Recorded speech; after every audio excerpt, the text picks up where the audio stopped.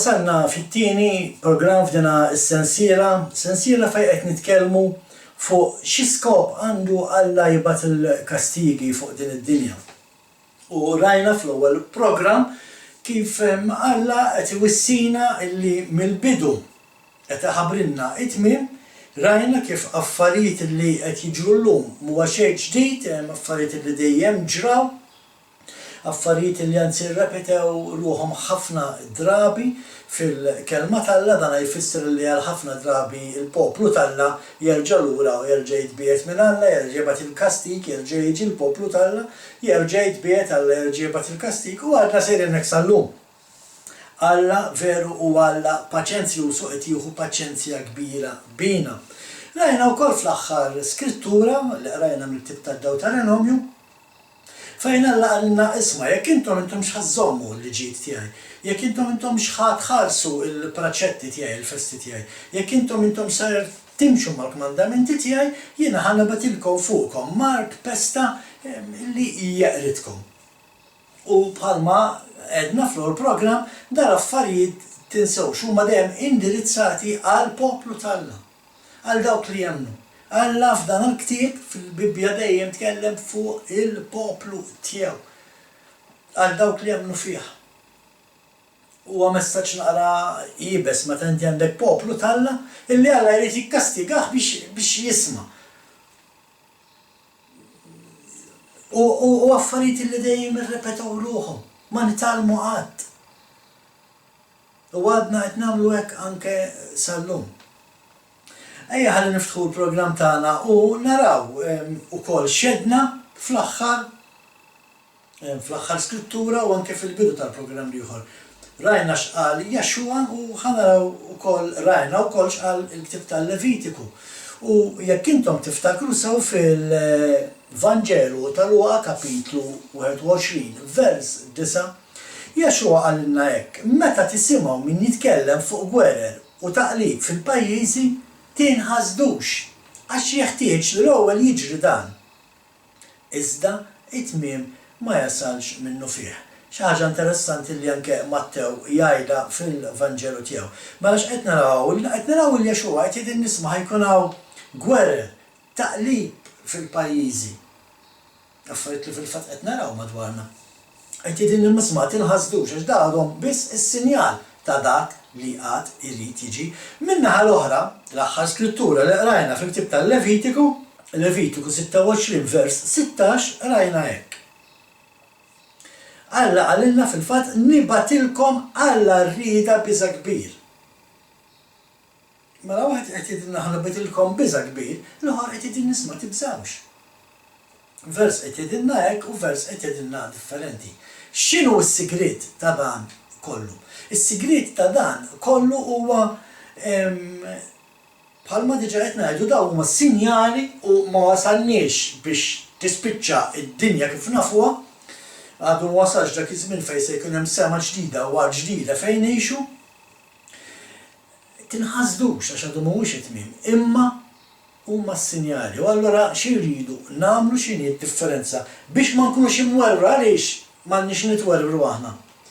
Id-differenza għadaw, jekk inti obbedjenti lejn it-Tora tal-Alla, jekk inti obbedjenti lejn l-istruzzjonijiet tal-Alla, x'il-kelma Tora dik li tfisser istruzzjonijiet. Jekk inti qed timxi wara l-istruzzjonijiet tal-Alla, ma għandekx għalfejn tinħasad, ma għandekx għalfejn tibża, meta tara anke nies li jgħidu li huma tal-Alla u jinħakmu minn daw l-affarijiet. Għaliex għax kif qal Jaxxua stess, mhux kull min jgħid li mulej ser jidħol fis-saltna tas-sema, għalilna hu stess għalilna dal-poplu bħalqu biss bilsu biss ifaħħarni, imma f'qalbu u bemilu juri differenti. X'kien qed jgħid Jaxxua hawnhekk? Kien qed jgħid isma' mhux billi toqgħod tgħid praise the Lord, jekk inti toqgħod tgħid praise the Lord u mbagħad toqgħod tgħallem illi s-sibt m'għadux qaddis. Il-praise the Lord ma tfisser xejn. Tkun obbedjenti, jekk inti obbedjenti għall-kelma tal-Alla, inti għandekx għalfejn tibża, m'għandekx għalfejn titwerwer. Dak li qed jgħidilna Jaxxua meta qed jgħidilna tinħasdux għal dak li Alla stess qalilna nibatilkom biża' kbir. Biex inti ma jkollokx biża', kun preparat, kun naf xi jrid jiġri ħalli ma tinħasadx. U għax taf x'irid jiġri, allura suppost għandek tkun obbedjenti lil kelma tal-Alla. Għaliex għax Alla għalilna, jekk intom tkunu obbedjenti għall kelma tiegħi, jekk intom tagħmlu l-istruzzjonijiet tiegħi, jekk intom tagħmlu il-liġi tiegħi, jiena nfejjaqkom, jien nieħu ħsieb li intom ma jiġrilkom xejn, jiena nieħu ħsieb li dan il-mart ma jiġix fuqkom. Imma kif rajna f'Dewteronomju kapitlu 28 fl program, irridu nimxu mal-liġi tal-Alla. Morru għaraħ Dewteronomju kapitlu 28, hemm is-saħħtiet u hemm il-barkiet. X'jiġri jekk timxi mal-liġi tal-Alla u x'jiġri jekk ma timxix mal-liġi tal-Alla. Dak li qed naraw jiġri llum huwa r-riżultat għax maħniex nimxu mal-liġi tal-Alla. Kieku ma jibatx daw il-kastigi fuqna Alla il-Missier biex wissina, biex jiġbdilna l-attenzjoni. Kieku m'għandux għalfejn joqgħod jiġbdilna l-attenzjoni Alla l-Missier. Kieku verament qed nimxu mal-kelma tiegħu. U għalhekk qedtilkom isma' din il-kelma hija għall-poplu tal-Alla mhux għal min ma jemminx. Għax inti ssib ħafna tgħid nimxu mat-Tora jiena nimxi mal-liġi tal-Alla ninżomm l-istruzzjonijiet tal-Alla. U mbagħad talhom jiksru s-sibt left, right and center, mhux is-sibt biss s-sibt ħafna affarijiet milli jagħmlu, ħafna nies li jgħidu li jemmnu falla ma kif qal jax huwa bħalhom biss ikunu qed ifaħruh. U ssina anke Alla permezz tal-profeta Eżekiel, jekk morru miegħi fil-tip ta' Eżekiel bħal dejjem araw li għalkom il-Bibja ħbib tiegħi, Eżekiel ħammorru kapitlu 6, Eżekiel 6 ta' vers 11, illi jaqra hekk. Dan jgħid sid il-mulej, ċabċab idejk u ħabbat riġlejk u għid minħabba żiżijietom u ħżoniethom għat jaqgħu in-nies tad-dar Iżrael bix-xabla, bil-pesta u bil-ġuħ. Għandi ħafna notifu xi nkellimkom imma naħseb dal-vers jekk jingħatilla jieħu programm sħiħ. Ella lix għax f'dana il-vers tinsawx qed jitkellem fuq in-nies tad-dar ta' Iżrael. Tinsawx Iżrael maqsum, id-dar ta' Iżrael u d-dar ta' Ġuda. Id-dar ta' Ġuda huma t-tribu ta' Ġuda li għadhom jgħixu illum ġewwa Iżrael. Illi kienu ttieħdu fil-Babilonja wara 70 sena ġew lura. Id-dar ta' Iżrael huwa jiena u inti li nappartjenu d-djar ta' Ġuseppi. U għalina qed jgħid Alla l-Missier minħabba żiżiethom, minħabba ħżunijiethom qed jaqgħu n-nies tad-dar ta' Iżrael bix-xabla, bil-pesta u bil-ġuħ.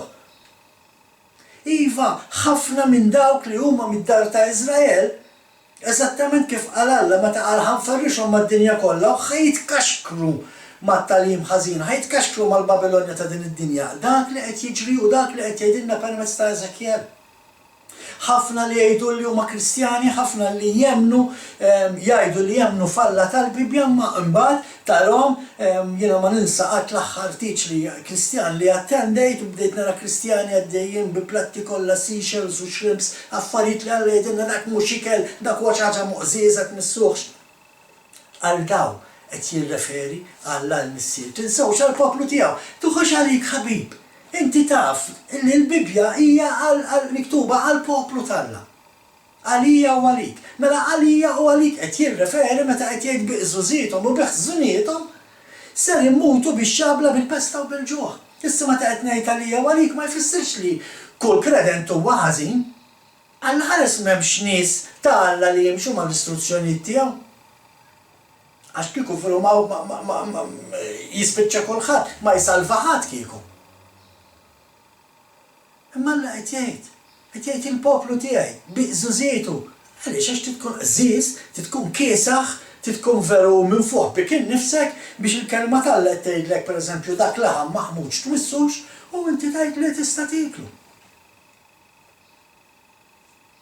Għalhekk qed jgħid biqżiżiethom u biħżuniethom. Għax jagħmlu l-ħażin, avolja jafu li qed jagħmlu l-ħażin imma jagħmluh. Għax għandek miktub dak tiklux, jekk għandek miktub ħares il-festi, mhux twarrabhom u tiċċelebra festi pagani tad-dinja. Huma minħabba dal-affarijiet bib tiegħi illi l-poplu tal-Alla jaqa' bix-xabla, jaqa' bil-pesta u jaqa' bil-ġuħ. U kif qed naraw, għal dawk li ma jafux xi tajt il-kelma tagħha virus bħal COVID-19 jaf jiġi b'sorpriża u b'xokk. Imma bħalma qedna fl-ewwel programm dawk li studjaw il-kelma tagħha din il-pandemija ma ħadithom xejn b'sorpriża. Nafu qed naraw l-Alla jkellimna permezz tal-profeti, qed naraw hawnhekk qed jgħidilna permezz ta' Eżekjel. Ejja noqogħdu attenti, ejja ħanaraw x'jiġifieri isużietom. X'inhu maħżinijithom, x'inhu żiżietna, x'inhu maħżinijietna, fejn qed nitqażżu, x'qed nagħmlu ħażin, ejja ħalli nifqu. Ejja ħalli verament nagħmlu dak li Alla qed jgħidilna biex nagħmlu fit-tieni Kroniki 7:14. Ejja verament biex numiljaw ruħna. X'jiġifieri tumilja ruħek, ma taqbax tgħid taħseb li inti Alla u tagħmel dak li trid inti. Umilja ruħek, aċċetta li hemm Alla li tittoqgħod taħtu u ara Alla x'qed jgħidlek fil-kelma tiegħu. Bħalissa jibdu għaddejjin ħafna affarijiet minn moħħi ta' ħafna affarijiet li n-nies ħanidhom hekk Alla jemnu li qasbis qegħdin fil-Bibja. Wieħed minnhom pereżempju qed nistennew tibda tisma' nies jitkellmu qed nistennew l-aljeni ġejjin u mbagħad il-Knisja ta' Ruma tammidhom u qed nistennew spaceships u kulħadd taħares il fuq għax is-sinjali huma fis-sema. Ejja naraw verament qed tgħid il-kelma, verament qed tgħid is-sinjali ħajkunu fis-sema, imma gwidani x'imkien fil-Bibja fejn miktub li ħajkun hemm l-spaceships u l-aljeni. U mbagħad jiena nigwidak fil-Bibja x'inhu huma s-sinjali li aħna qed nistennew. Sinjali li Alla ilu jtina minn żmien Mosè għal min irid jisma' x'għandu xi jgħid Mosè. U ħażin jekk ma tix tisma' x'għandu xi jgħid Mosè għax Alla stess qal permezz ta' Mosè qal qed nibgħat profeta bħal Mosè u kien qed jirreferi għal Jexua. Jexua stess qalilna għal intom ma tisimgħux minn Mosè qed tisimgħu minni. Għaliex għax irridu nisimgħu minn Mosè jekk irridu nisimgħu minn Jexua. U jekk irridu nisimgħu minn Jexua, irridu nisimgħu x'qed jgħid Mosè. Għax Mosè fil-kotba tiegħu jgwidana li Jexua. Bħalmet fl-ewwel programm x'inhi l-problema primarja. Il-problema primarja hija li l-bniedem qasam dan il-ktieb fit-Testament il-Ġdid u t-Testament l-Antik. Bħalma tafu l-kelma Bibja tfisser kollezzjoni ta' kotba u hija kollezzjoni ta' kotba. Ejja nżammuha kollezzjoni ta' kotba, m'għandniex għalfejn naqsmuha. Il-mument li aħna qsamniha, allura issa nistgħu nibdu noħorġu b'argumenti li joġob lilna għax jaqbel lilna. Imma ma qed nagħmlu ħażin. Il-kelma tagħna ma tinqasamx f'dak li hu antik u f'dak li hu ġdid. Ftakru xtejt il-kelma fil-Ktieb tal-Lut kapitlu 13 vers 8. Jexua l-Messija, Ġesu il-Kristu, il-kelma ta' Alla, il-bieraħ, illum u għal-dejjem l-istess. M'għandniex skuża, ma nbidel xejn, imma m'għandekx għalfejn tiġbed lajnu tgħid da qadim u da ġdid. Le, il-kelma tal-Alla hija l-istess, bħalma kienet 5000 sen ilu, hija l-istess illum ħbib tiegħi. X'inhu l-iżball li nagħmlu? L-iżball li nagħmlu li naqbżu ċertu vrus meta nkunu qed naqraw l-Iskrittura. Morru araw Malakija 3:6 x'jgħid. Jgħid jiena l-mulej, ma tbiddilx. Alla ma jinbidilx. M'għandux Alla antiku Alla ġdid. Mela Alla jiskadi. Naraw ħbibtiegħi matul il-Bibja kollha bħalma tilkom fl-programm. Alla jikkastiga il-poplu tiegħu minħabba id-diżobbedjenza. Hekk kien jagħmel u hekk għadu jagħmel illum u ma nbidilx. Allora jiena ngħid inti min taħseb li inti biex il dawk ikkastighom għax kisru l-liġi, imma inti tista' tiksirha. Mhux tara tista' tiksirha talli twarraba tgħid m'hemmx liġi. Alla min inti x'differenza hemm bejnek u bejn dawk? Mhux l-istess Alla, mhux poplu wieħed, mhux Alla wieħed, mela liġi waħda, sempliċi. Rajna per eżempju fit-talim li għamilnilkom ta' Ikabod kif Alla dawar wiċċhom fuq il-poplu tiegħu. Ejja ħanbdew naraw xi skritturi biex nibdew nsaħħu l-argumenti tagħna fuq x'qed nitkellmu. Morru miegħi fil-ktieb tan-Numri, kapitlu 6, vers 22. Ktieb tan-Numri, kapitlu 6, vers 22 jaqra hekk. Il-Mulej kellem il-Mosè u qallu. Għalhekk għedtilkom jien, għalhekk ngħidilkom l-ewwel 5 kotba hija l-kelma ta' Alla. Alla jkellem il-Mosè u qed jgħid il-Mosè x'għandu jgħid lilna. Il-kotba ta' wara kollha jippuntawna lej Alla x'qal Alla lill-Mosè. Għalhekk il-kotba l-oħra huma wkoll il-kotba ta' Alla, imma jekk huma l-kelma ta' Alla wkoll ma jistgħux imorru kontra dak li Alla qal il-Mosè. Ma nasaw Alla Mosè qallu isma' il-da jgħidlu l-poplu tiegħi irid jagħmel, u mbagħad ġew il-profeti. U Alla qalilna isimgħu x'qed jgħid Mosè ma tobdux dak li qed jgħid Mosè u ejja. Ma jreġix l-argument bib-tiegħi. Ejja ħanaraw numri 6:22. Il-Mulej kellem il-Mosè u qallu, kellem il-Aron u l-Ulidu u għedilhom. Meta tbilku l-Ulied Iżrael hekk għandkom għajdulhom. Ibirkek il-Mulej u jħarsek. Jixħed il-Mulej id-dija ta' wiċċu fuqek u jurik ħniena. Jaħares lejk il-Mulej bimħabba u jagħtik islim. Hekk huma jsejħu ismi fuq Iżrael u jiena imberikum. Dana din hija talba nagħdu aħna il-barka ta' Arun, barka li aħna nużaw wara kull service fil-komunità tagħna meta niltaqgħu nagħmlu l-Bible study dejjem nispiċċaw b'dina it-talba għaliex hija talba li Alla juża biex ibarrikna. Tinsix mhuwiex Aron li qed ibarrikna, mhuwiex il-bniedem li qed it-talba fuqek li qed ibirkek, imma huwa Alla li qed ibirkek meta din it-talba tingħat fuqek. U fil-fatt għalhekk qedtilkom morru simgħu x'edna fika bod għax x'qrajna sa vers 25. Jixħed il-Mulej id-dija ta' wiċċu fuqek. Mela, jekk il-Mulej dawwar wiċċu bħalissa fuq din id-dinja, id-dija ta' wiċċu mhix fuq din id-dinja. Mela, bħalissa l-Mulej mhux qed ibirek u jħares il din id-dinja.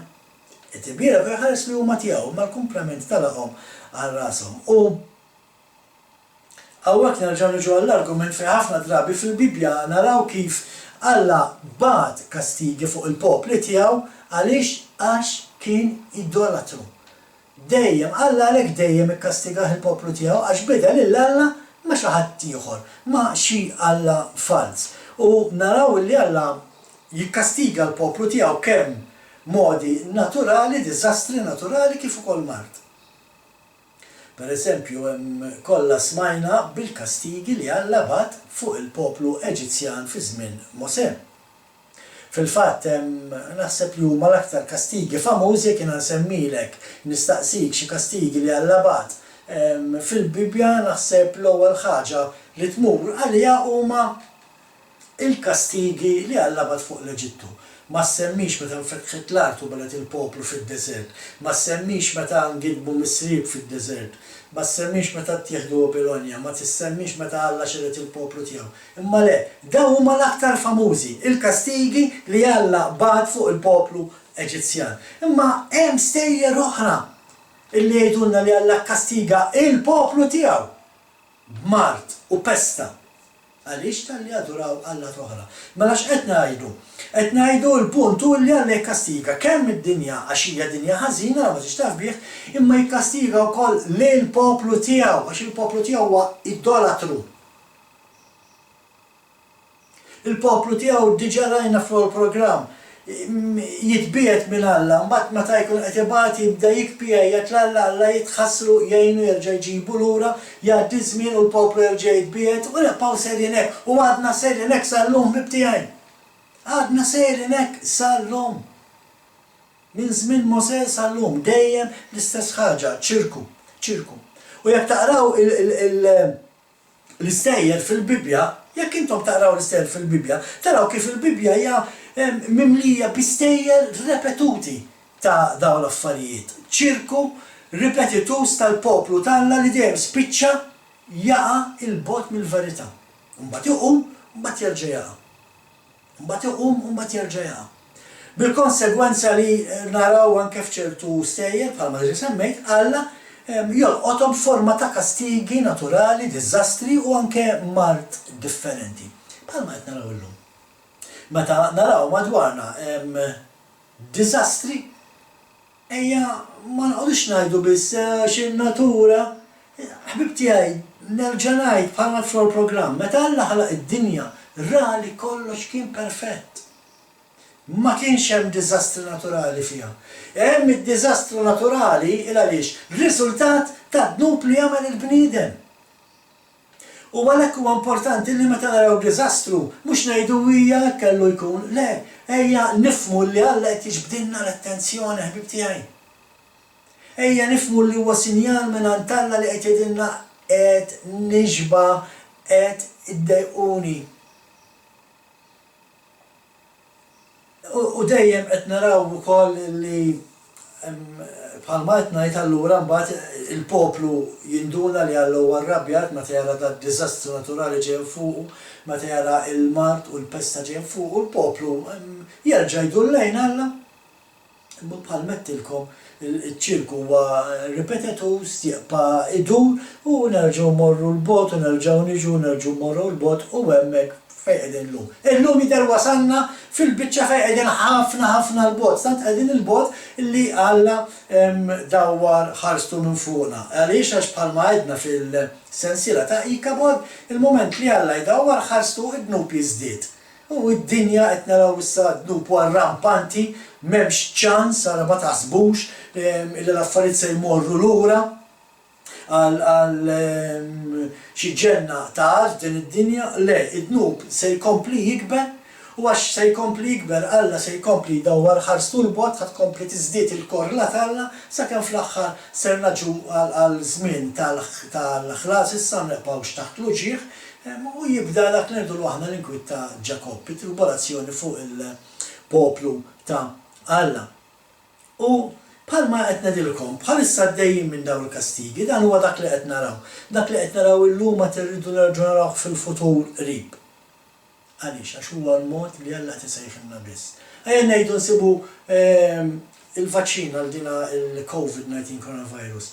Ħajjefqu hemm l-affarijiet? Le. Se jerġa' jkun hemm xi ħaġa oħra, iva, ħajkun xi COVID-2021 ma nafx. Minix profeta, imma li naf żgur il-kelma tal-Alla tajt illi l-kastigi se jibqgħu ġejjin għax il-poplu tal-Alla ma jridx jisma'. Dak hu miktub fil-ktieb tar-Revelazzjoni. Aħorġu minna wliedi ħalli ma tieħdux sehem mill-kastigi li ħanibgħat fuqha. Mhumiex se jifqu għaw l-affarijiet. L-aħbar tajba f'dan kollu huwa li bħalma qed ngħidu isma' dan mhuwiex it-tmiem, għad hemm iċ-ċans. Jekk inti qed tisma' dan il-programm, jekk inti qed tħoss l-Alla verament ikellmek, tkomplix tissoppervja. Għati ħajtek issa lill-Alla, għati ħajtek il-issa lill-Alla ma jfissirx li tinżelarku b'tejċi talba ta' ġiex minuti ta' sewwa tagħmel, tistqar illi inti bnidem ħażin, tistqar illi inti m'inti xejn mingħajr Jaxua ġo fik, u titlob il-Alla biex jibgħat l-Ispirtu tiegħu ġo fik ħalli jmexxik fil-verità. Imma ħalli l-Ispirtu jmexxik fil-verità u mhux il-bniedem. Diġà ġibtilkom eżempju fl-ewwel programm, ħa nerġa' nsemmiħ malaj fuq. Bħalma jgħidu meta naqraw l-ktieb tar-Revelazzjoni u x'ġej u x'mhux ġej u nibdu ngħidu ċippa u mhux ċippa u maġġiella aljeni u qas nafx ma jgħidux. Imma ingħalaq f'kamartek. Insa d-dinja, tinsa, biċċa xogħol qiegħda ħbib tiegħi, jekk m'intomx lesti li titbattlu minn dak kollu li tafu u taqraw il-kelma tal-Alla waħħitkom. Qatt m'intom ħatasmu. Meta inti mingħajr ma tisma' l-ħadd tifess fisrek f'widnejk, meta inti taqra l-kelma tal-Alla, għajdli inti x'inhu l-messaġġ li qed tirċievi. X'imkien tara miktub li ġie xi spaceship b'xi aljeni, x'imkien tara miktub li l-bniedem se jsessellu xi ċippa biex jiġi mmarkat, mhux qed ngħid li dal-affarijiet ma jistax isiru mela le mixin. Le mixin. Imma s-sinjal tal-Alla mhux iċ-ċippa ħbib tiegħi ta' meta Alla rid jimmarka l-poplu tiegħu ma ċċippjaħx. Meta Alla rid jimmarka l-poplu tiegħu taħt sinjal. Iżomm is-sibt qaddis. Il-poplu tal-Alla jżomm is-sibt qaddis. Mela x'inhi l-marka l-oħra? Marka l-oħra mhix iċ-ċippa, marka l-oħra hija l-fatt li inti ma żżommx il-jum tas-sibt qaddis.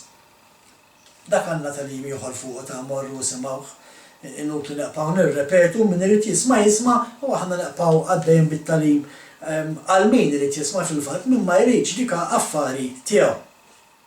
Imma bħalma qed ngħidu l-aħbar it-tajba hija li maħniex qegħdin fit-tmiem, anzi qed naraw dan iseħħ sabiex tiġi affettwata l-qalb tal-bniedem, għalhekk qed jibadda l-affarijiet Alla. Imma l-bniedem verament qed jisimgħu l-Alla, il-bniedem qed jara id Alla fid-diżastri, il-bniedem qed jara id Alla f'dana il-pandemija ta' dan il-virus. Qiegħed il-bniedem jirrealizza li dan huwa xi ħaġa li Alla qed juża biex jiġbdilna l-attenzjoni jew inkella se neqgħu għaddejjin kif jogħġob lilna kif irridu aħna.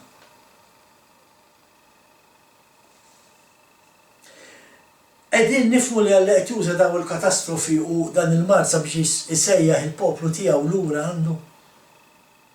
Qed nieħduh il-messaġġ jew le. Tgħidli imma għaliex Alla għandu jagħmel hekk għax dan hu l-iskop ta' dan il-programm, x'inhu l-iskop ta' Alla li bagħat il-kastigi? L-istess. Bħalma missier jikkoreġi lill-ibnu u meta jagħmel xi ħaġa ħażina jikkastigah għal ġid tiegħu biex jitgħallem li jagħmel xi ħaġa ħażina, l-istess ħaġa qed jagħmel Alla ħabib tiegħi. Għaliex Alla huwa missier li jħobb il-poplu tiegħu. Alla huwa missier li jħobb il-ulidu. U meta ulidu jagħmlu xi ħaġa ħażina, Alla jikkastigahom. Sabiex jitgħallmu. Qabel ikun tard wisq. Il-kelma tal-Alla tgħid li kultant anke l-beżbiża tal-Alla hija xi ħaġa sabiħa u verament. Vera li l-beżbiża kastik minn il-mulej huwa xi ħaġa sabiħa, imma ejja noqogħdu attenti ta' għax ġiġi żmien meta l-kastik issa mhux seqpa ta' twiddiba, issa l-kastik se jiġi tal-li għamil xi ħaġa ħażina u m'intix se terġa' lura minnha. Mbagħad ma jibqax sabiħ it-twiddib tal-mulej, u mbagħad ma jibqax ħallu l-kastik tiegħu, u mbagħad ikun kiefer. Hekk jagħmel Alla ħbib tiegħi. Juża daw id-diżastri, juża dana il-mart sabiex jiġbdilna l-attenzjoni. Illi isma' hemm xi ħaġa ħażina, hemm bżonn li tirranġawha. Hemm bżonn nifqu, numiljaw ruħna, nduru lejn Alla f'ċu nitolbuh. U meta nagħmlu hekk Alla jisma' it-talb tagħna mis-sema. Imma meta nagħmlu hekk, kif jibda dak il-vers? Tieni Kronaki 7:14. Jekk kemm kbira dik il-kelma jekk il-poplu tiegħi jdur.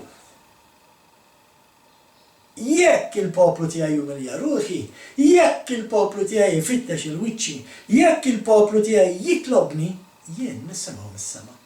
Imma jekk. U dik il-jekk hija kelma kbira. U għalhekk meta bħalissa dejjem din il-pandemija huwa tajjeb li nistaqsu. Dan minn Alla ġej. U għaliex din il-mistoqsija hija importanti. Bħalma diġà rreferejna li aħna nerġa' nirreferi il-qasma anki f'dan il-ktieb bejn Alla tat-Testament l-Antik u l-Alla tat-Testament il-ġdid. Bħal dak li qallu hemm żewġ Allat, hemm Alla Antik u Alla ġdid. U hemm ħafna li jġibdu linja bejn l-Alla tat-Testament l-Antik u l-Alla tat-Testament il-ġdid. Nafu pereżempju ssib nies jgħidulek illi għax Alla tat-Testament l-Antik kien kiefer. L-Alla tat-Testament il-ġdid huwa mħabba. Għaliex Alla mhux minn dejjem kien imħabba? Mhux anke fit-Testament l-Antik Alla kien imħabba? Mhux anke fit-Testament l-Antik jekk kienu jduru kontra Alla kien jikkastigahom, mhux l-istess ħaġa qed jagħmel illum ma nbidilx. Hemm min jiġbed linja bejn it-Testament l-Antik u t-Testament il-ġdid u jgħid illi fit-Testament l-Antik kellhom il-liġi ta' Mosè, jiġifieri il-liġi li Alla tal il-Mosè jridu joqgħdu taħtna, imma aħna issa fit-Testament il-ġdid niġbdu linja u m'għandniex għalfejn noqogħdu taħt dik il-liġi. Il-mument li inti tgħid illi m'hemmx liġi tkun qed toħroq problema li jekk m'hemmx liġi allura m'hemmx dnub għax dan nsibuh anki jgħidulna l-Apostlu Ġwanni illi id-dnub huwa l-ksur tal-liġi. Mela jekk m'hemmx liġi, m'hemmx ġnub. Jekk m'hemmx ġnub, qaqqas ħadd inti immortali, għax aħna mutu minħabba ġnub. Jekk inti m'għandekx liġi, inti ma tagħmel ġnub, jekk ma tagħmel ġnub, inti immortali. Jekk inti immortali, inti Alla. Qed nitkellmu affarijiet ta' teoloġija kbira, mhux se noqogħdu nidħlu fihom, imma ħbib tiegħi, aħsbu b'moħħkom. Tħallu ħadd imexxikom, tħallu ħadd tagħmlilkom tsunnarija u timxu warajha. Araw Alla x'qed jgħid fil-kelma tiegħu. U imxu mal-kelma tiegħu. Huwa minħabba dan il-fatt li qed naraw li Alla qed jikkastiga kemm lill-pagani issa u kemm il-poplu tiegħu. Issa mhux kastig biss fuq dawk li ma jridux jafu bih, issa mhux qed jgħid Alla bħalma qal fil-ittra ta' Pawlu lir-Rumani. Tala qarja għal xi soċjetà jew xi grupp ta' nies jew dawk li jagħmlu il-qer u dawk li huma mħallila u dawk li jiġdu fals.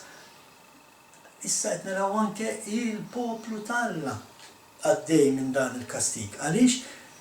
Għax il-poplu t'Alla qed jgħid isma' m'aħniex taħt il-liġi. Nies li jgħidu li jemmnu f'Alla bidlu il-kmandamenti minn kif huma fil-Bibja. Għalhekk anke l-poplu t'Alla issa qiegħed jirċievi dan il-kastig. U rridu nifhmu. U allura jekk verament ser nifhmu ħanarfu illi l-kastigi fuq din id-dinja mhumiex xi ħaġa ta' Alla tat-Testament l-Antik. Qisu kien xi Alla differenti. Le xejn minn dan. L-ewwel regola f'dan il-ktieb kienet għada u teqpa l-istess. Jien u Alla sidek, ma jkollokx allat oħra għajri. Dak l-ewwel kmandament u dak jieqpa l-ewwel kmandament anke illum. Jekk il-poplu t'Alla kien imbierek għax iżomm dak il-kmandament, hekk illum aħna imberkin jekk inżommu dak il-kmandament. Imma jekk il-poplu t'Alla kien misħud dak iż-żmien minħabba dan il-kmandament, hekk ukoll aħna illum misħutin jekk ma nżommux dak il-kmandament. Alla ma jinbidilx, Alla kien għadu u jieqpa l-istess. Jekk naqgħu fl-idolatrija u l-ħażen, l-Iskrittura tgħid li Alla jebgħat diżastri, ġuħ, gwerer, mart. Bħalma kien għamel fit-Testament l-Antik. Bħalma kien għamel fit-Testament l-Antik, Alla qed jagħmel illum. Għalhekk qedtilkom kull m'hemm jifret it-Testament l-Antik mit-Testament il-ġdid hija paġna vojta. Neħħi dik il-paġna u jiġi ktib wieħed, Alla wieħed, l-istess Alla. Il-mument li inti tneħħi din il-paġna li hija vojta, li hija vojta, jiġi ktib wieħed.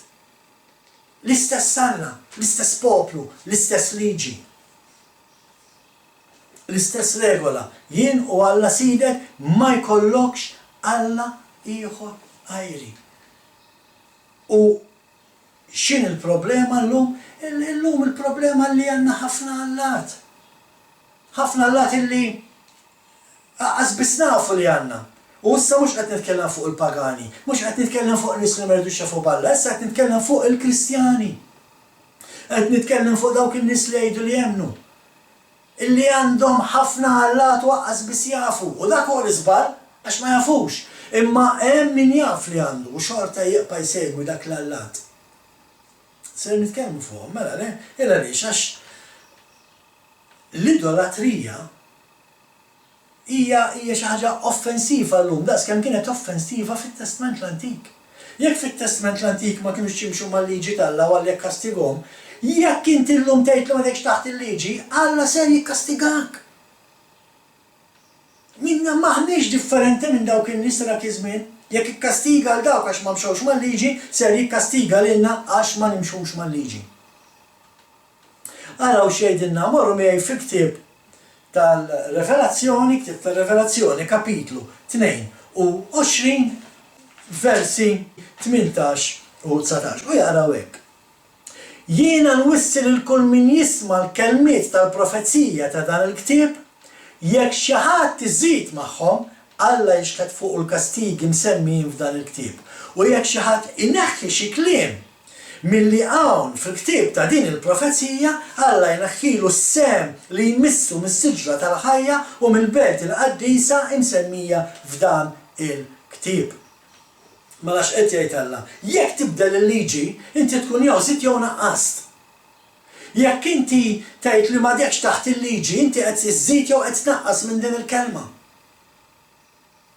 U Alla qed jgħid jien ħanikastigak. U l-kastik huwa kiefer, ma jkollokx parti mis-siġra tal-ħajja. Kemm kbira dik mura xi ġifieri, ma jkollokx parti mis-siġra tal-ħajja. Ma tgħaddix għall-eternità. Ma tkunx aċċettat fil-belt il-qaddisa. Meta tinżel Ġerusalemm il-ġdida, inti ma tistax tidħol ġo fiha.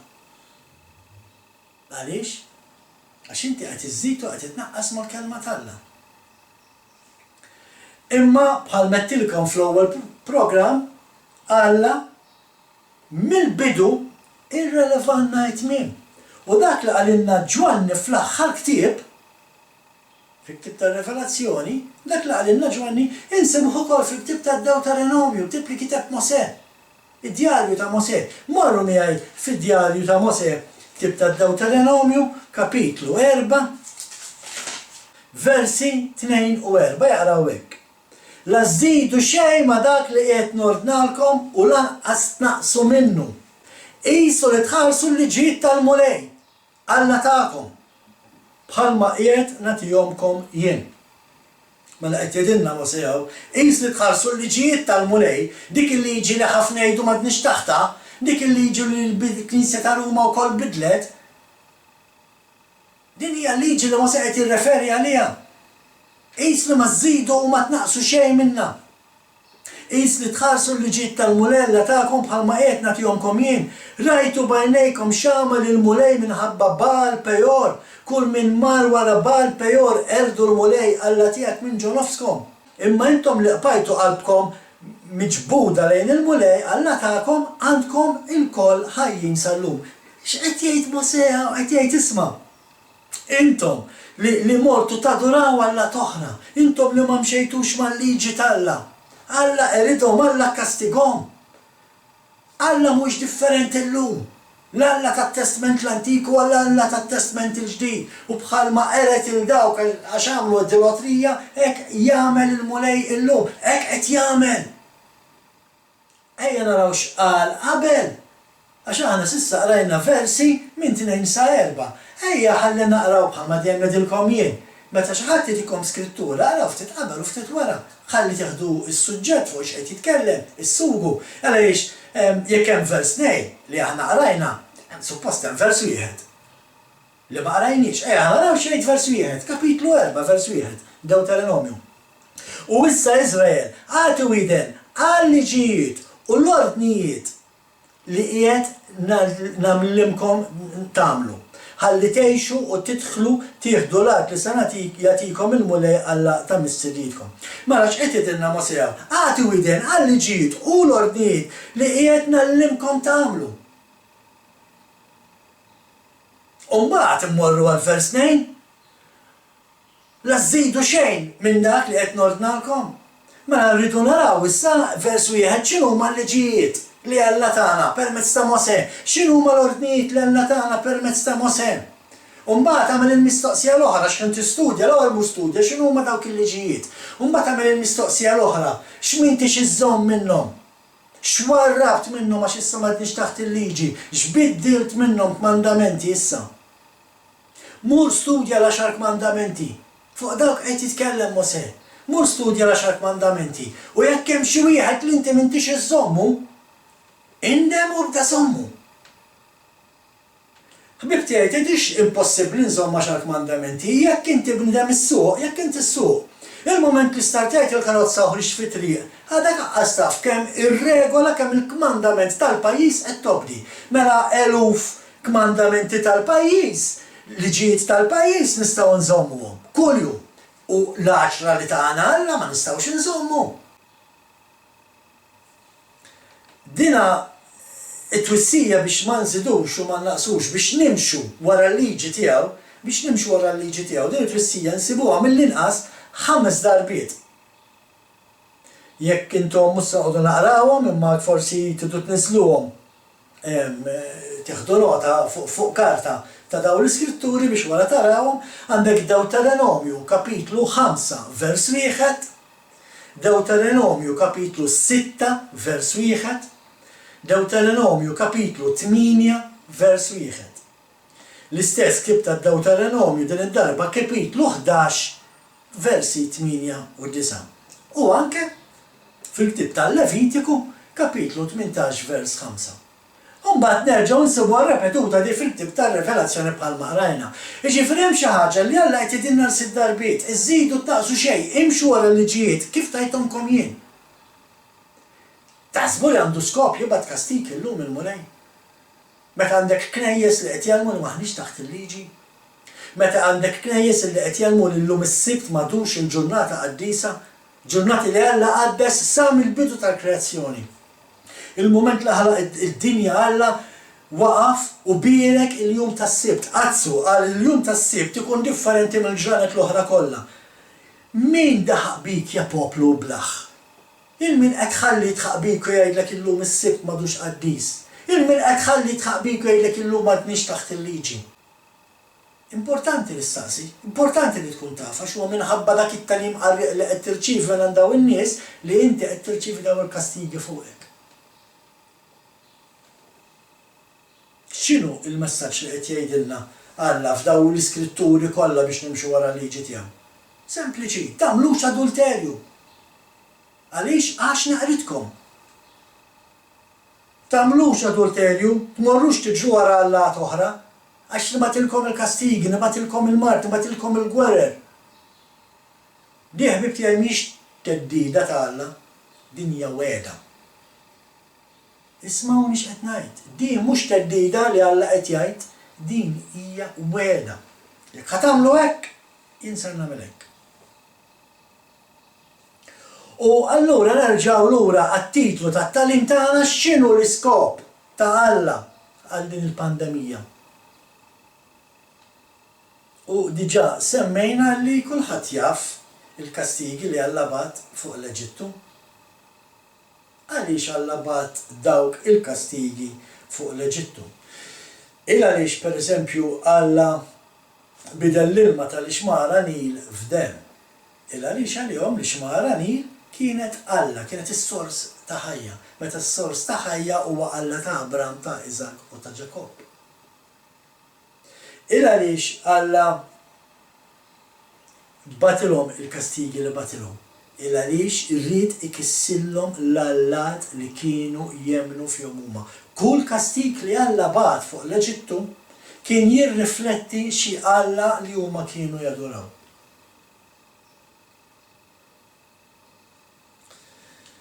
Qiegħed jagħmel l-istess illum Alla u żgur. Iva qed jagħmel. Alla qed jibgħat il-kastigi fuq din id-dinja biex ikisser l-allat foloz tagħna, biex ikisser l-idoli tagħna. Meta ngħid tagħna ma jfissirx li kulħadd għandu l-allat foloz ta'. Ma jiena m'iniex xi wieħed minn dawk li nipprova nilagħba ta' jien qaddis u inti m'intix. Alla biss huwa tajjeb. Alla biss huwa tajjeb ħbib tiegħi. U għalhekk huwa importanti li nagħmlu kif qalilna l-Apostlu Pawlu li kuljum irridu nintlew bl-Ispiritu Santu, kuljum irridu nġeddu moħħna, kuljum irridu naraw x'qed nagħmlu ħażin, fejn stajna żbaljajna illum sabiex għada x'kien nisbaħ ma nerġax niżbalja.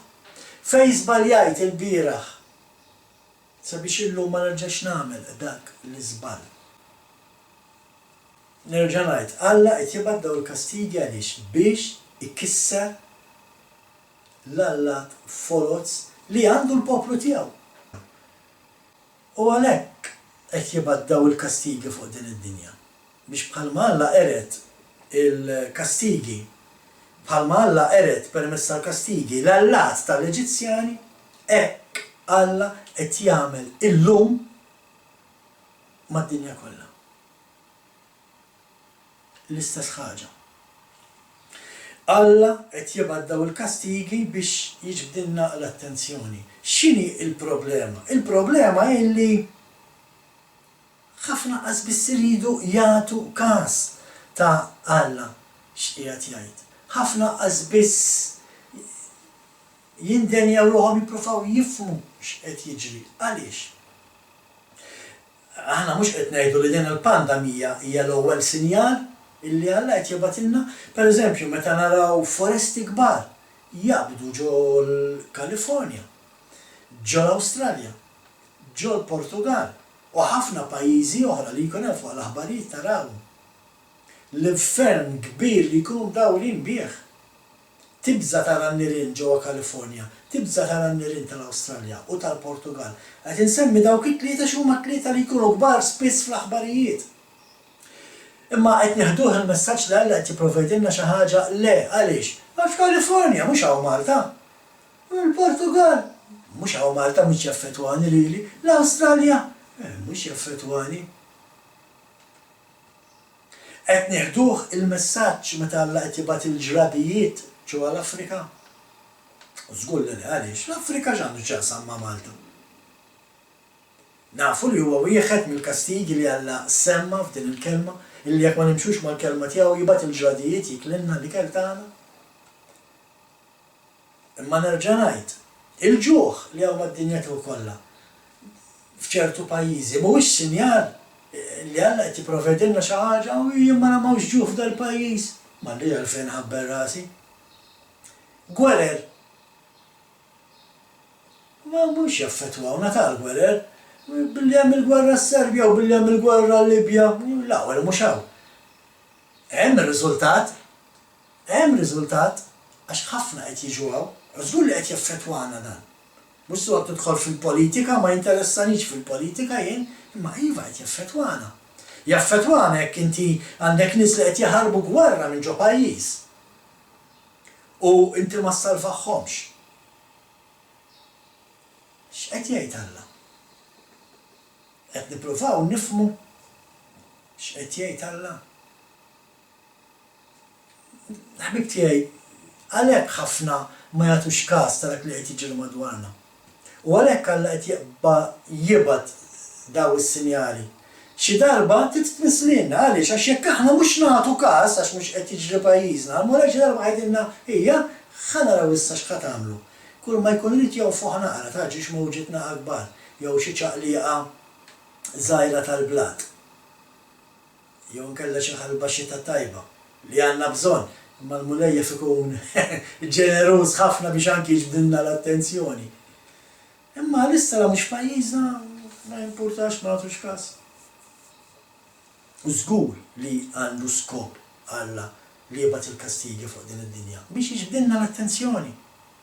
U llum qed naraw sinjal li qiegħed mad-dinja kollha, llum m'hemm skuża illi għax in-nar qiegħed Kalifornja u l-Awstralja, għax il-ġuħ qiegħed l-Afrika u l-ġradi, għax il-gwerer qegħdin is-Serbja u l-Libja. Llum aħna affettwati anke minn dan il-virus. Laqatna bħalma laqat il-kulħadd. Illum huwa kastig dinji. Ejn nippruvaw nifhmu Alla x'qed jgħid. Qiegħed jirnexxielu Alla jkisser l-allat foloz ta' din id-dinja. Ejja ħanaraw xejn fil-ktieb ta' Eżajija. Morru miegħi fil-ktieb ta' Eżajija naqraw di l-iskrittura u nikkonkludu il-programm hawnhekk għallum. Eżajija 55 vers 11 jaqra hekk. Hekk jiġri minn kelmti hija toħroġ minn fommi u ma terġax lura vojta imma tagħmel dak li joġob lili u temm dak li nkun batta tagħmel. U żgur illi Alla jirnexxi f'dak li għamel. U żgur li Alla qed jirnexxielu jkisser l-allat ta' din id-dinja. Fil-programm ta' wara dan ħanaraw x'inhu huma l-allat ta' din id-dinja, kif qed ikissirhom il-mulej. Imma l-poplu qed jifhem xorta. Mistoqsija li forsi nagħmlu fil-programm li jmiss biex nirrisponduha. Imma qed naraw x'qed jgħid Iżejjeż qed nisma' l-kelma li jiena nibgħat ma tiġix lura għandi vojta. Jekk Alla jgħid isma' ħajkun hemm teżżiża ekonomika fid-dinja, qed isseħħ. Uża l-COVID-19 coronavirus biex isseħħ din it-teżżiża ekonomika. Xeballa id-dejja jara dinja tiġri wara l-lat folot u żgur li xeba. X'qal għalissa daqshekk waqqafhom iva. X'Alla tuma Martin ngħidilkom fil-programm li jmiss. Sakemm nerġgħu niltaqgħu ħbib tiegħi bħalma dejjem ngħidilkom qatt toqgħodu fuq dak li jgħid il-bniedem. Oqgħodu biss fuq dak li hemm miktub. Fisem sħabi ta' Malta Messjanika insellmilkom.